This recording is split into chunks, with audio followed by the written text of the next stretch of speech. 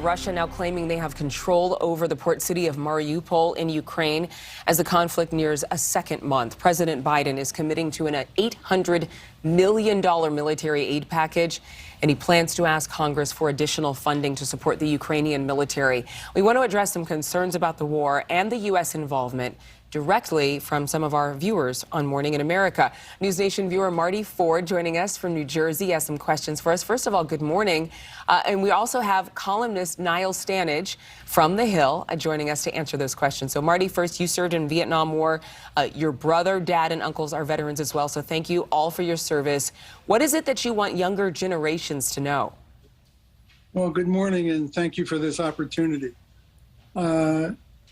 I wrote an email to NewsNation about a story I saw about the United Nations taking up to 6 months to do a report, a study, to determine if war crimes are or have been committed.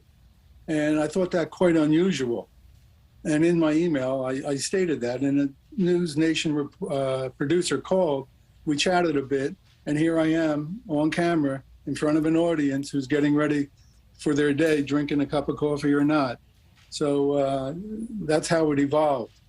I guess my question is, why does it take so long, and what proof does an organization like the United Nations need?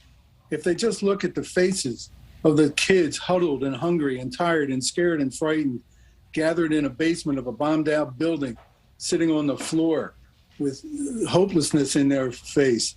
Take a look at the elders in the community and see their faces, the rugged, hardworking people of Ukraine. And for me, it's personal because those women, the elders, remind me of my paternal grandmother, who was a potato farmer there and escaped in the early 1900s when there was a terrible crisis in the country. And I don't know what other proof that you need that what's going on. Bombed out buildings, destruction of a country. Just images are powerful. The image of that picture of strollers at a train station awaiting refugees coming over so the babies would have a safe place to rest and be pushed by their families to safety. I mean, that image right there is as powerful of an image in my mind as that young girl trying to escape and flee Vietnam. She was running through the streets naked. And I think it was a cover of Time magazine. Yes, and a lot of people are moved by so many of these images, Marty. And I think, Niall, I think the real question is, why hasn't the UN done more in brokering peace? I think that's what Marty wants to know. So thanks, Marty, for joining us, and thanks, Adrian. I mean, I think everyone shares that horror at the imagery that we're seeing. And there are two separate issues. There's the war crimes issue, and then there's sort of United Nations intervention.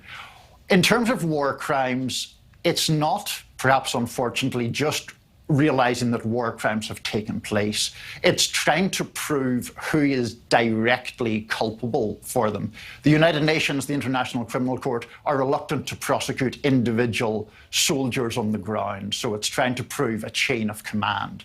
As far as direct UN intervention with, for example, peacekeepers, that would come through the UN Security Council. And as I'm sure you know, Marty, Russia has a permanent seat on the Security Council along with the other 4 other major nations, including the US. And Russia is obviously not going to,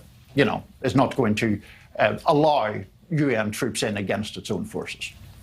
And I think also the president has used the word genocide, and that's something that Marty also, Niall, was concerned about, the definition of that word. Do we know if that word has now become politicized or that it's an actual current term? So, I mean, obviously it is used a lot in general accounts of the war. There is a specific definition of genocide via the International Criminal Court. It refers to an attempt to destroy in whole or in part a national or ethnic or religious group. So in legal terms, it has a specific meaning, and there has been some back and forth between, for example, the United States, which does believe genocide is going on, and some European nations that have been reluctant to use that term.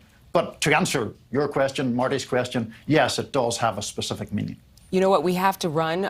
Marty, thank you so much for being with us. Thank you for sharing your compassion and your passion, because I think a lot of viewers have the similar concerns that you do and have been really, really affected by the images they've seen all over TV and social media.